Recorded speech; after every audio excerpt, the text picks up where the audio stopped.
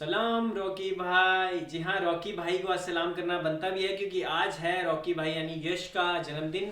आप सभी उनको केजीएफ से जानते हैं क्योंकि केजीएफ ऐसी एक फिल्म थी जिसने रॉकी यानी यश का जो करियर था वो सुर्खियों में ला दिया और 2021 और 22 उनके नाम रहा। लेकिन फिर बड़ा एक गैप आ गया क्योंकि केजीएफ 3 जो है पिछले कई टाइम से साल अब सालों कहेंगे बीत गए क्योंकि कहीं ना कहीं तब से वो सस्पेंस में है कि आखिर केजीएफ 3 कब आएगी।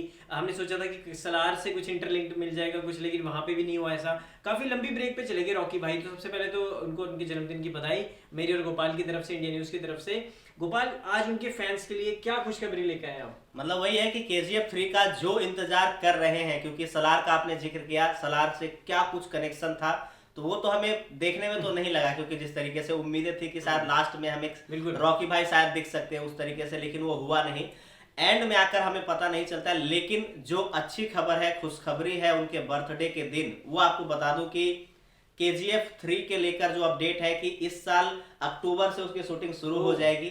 और अक्टूबर से शूटिंग शुरू होने का मतलब है कि वही 3-4 महीने का वो शूटिंग सेशन एक तरीके से रहेगा। उसके बाद पोस्ट प्रोडक्शन रहेगा, उसके बाद आपको ये सिनेमा घर में देखने को मतलब 2025 में एक बड़ी अनाउंसमेंट कर दी गोपाल भाई ने कि 2025 में केजीएफ 3 हमें सिनेमा घरों में देखने को मिलेगी। ये बड़ी अनाउंसमेंट है उनके फैंस के लिए। मैं तो बड़ा ज्यादा एक्साइटेड हूँ। मैं केजीएफ 3 के लिए इतना वेट कर रहा था। मैंने तो सेम कोट पैंट भी वैसा बेल बॉटम वाला सिलवा लिया कि मैं वो पहन के जाऊंगा जिस दिन रॉकी भाई की फिल्म आएगी। और तो मतलब अब रॉकी भाई की केजीएफ 3 में क्या होने वाला है वो भी आपको बताता हूँ।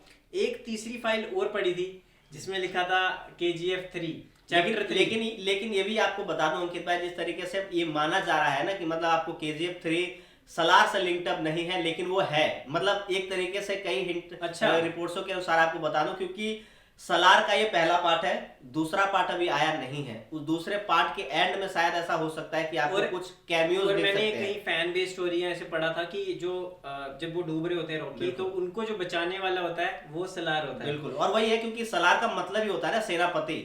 तो शायद वो सलार जो एक तरीके से कह सकते हैं केजीएफ के साम्राज्य का सलार हो सकता है, वो आपका प्रभास होंगे। और जो बॉस केजीएफ वो एक तरीके से मतलब सलार फिर से सैलाब अपना लाने बिल्कुल बिल्कुल। तो यही एक ब्रेकिंग न्यूज थी यश के बर्थडे में। हमने सोचा आपके साथ ये पूरी जानकारी जो साझा कर दें। और अब देखना होगा कि 2025 में किस तरह से रॉकी भाई डिफरेंट अवतार में आते हैं, क्योंकि उन्होंने कहा कि 13 से 14 देशों में आतंक मचाया रॉकी ने इंदिरा गांधी को जब वो फाइल देते हैं। तो वो वाली बात होगी कि आखिर रॉकी भाई जब वो डूब रहे थे उससे पहले जब वो सोना लेके जा रहे थे वो कहाँ गए इतना सोना लेके।